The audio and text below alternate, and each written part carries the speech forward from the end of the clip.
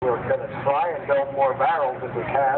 Yeah! If you haven't noticed, we've got a great barrel in the middle of Main Street that's shaped like an elk. Yeah. That one. No, what bad. A group of people, the big group of people chain up on Saturday night. Big group of people chain up Saturday night. Big group of people chain up Saturday night. At the elk. At the elk. Donations for more barrels. Donations for more barrels. The bank. Chain. Bring it. Barrels.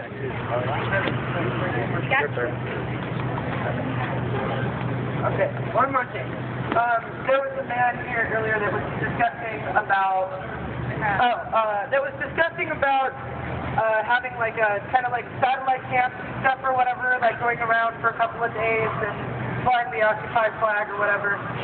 I think that's a great idea personally, and the people I talked to in our group meeting over at the barrel that we had, we all kind of agreed that having our base camp here if we survive, which we will, is having a group of like 40 or 50 people go out, to a park in northeast or southeast, wherever, and fly the occupied flag for a week, and then come back and having spread it around, kind of like a flyering team for shows or whatever, But yeah, that was another thing that we touched on, and we were all in agreement with, like, yes, let's do it. Cool, so we're just going to run through all of them and then come back into discussion and direct responses and things like that, if that's all right. So, the next in the line to the left, is that you?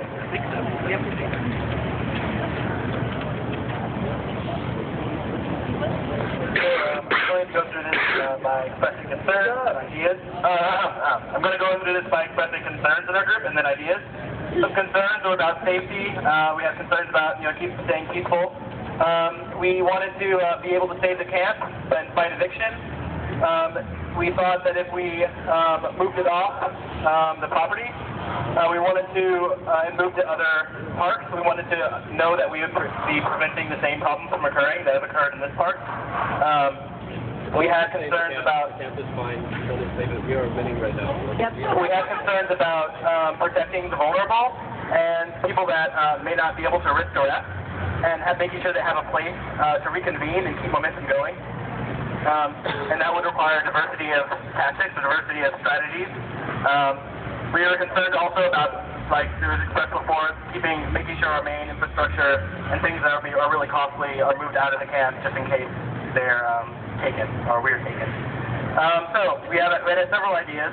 One was having a welcoming party and having basically a party to welcome the police there and having music and stuff like that.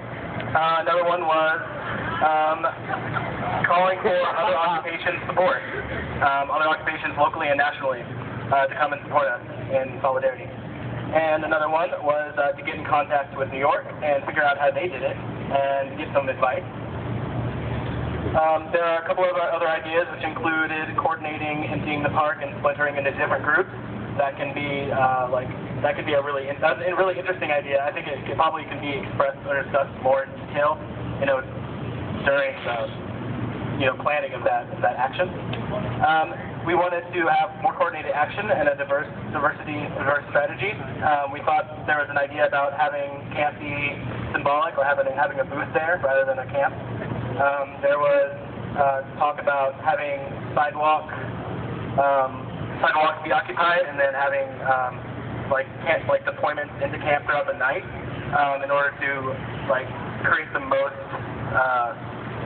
struggle possible and make it more and more difficult for the police to stop that. And am I missing anything? Protest march during the day and then circle the camp. There was an idea about protesting, having the protest march continue and circle the camp for, until basically the police left. Anything else?